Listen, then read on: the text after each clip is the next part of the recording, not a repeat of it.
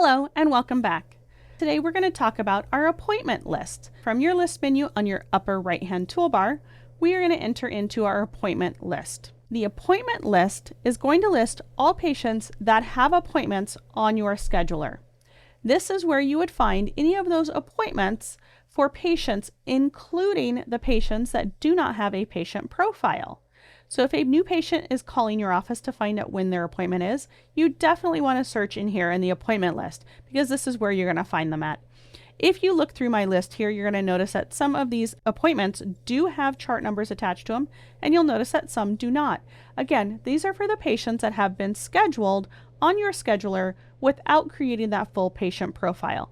You do have that search bar in here, which you can use to search by first name, last name, chart number, any of those fields that you wish to search by.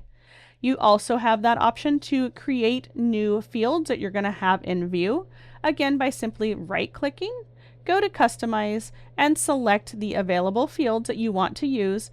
Click the arrow to move that field over to the View field and make sure you save changes.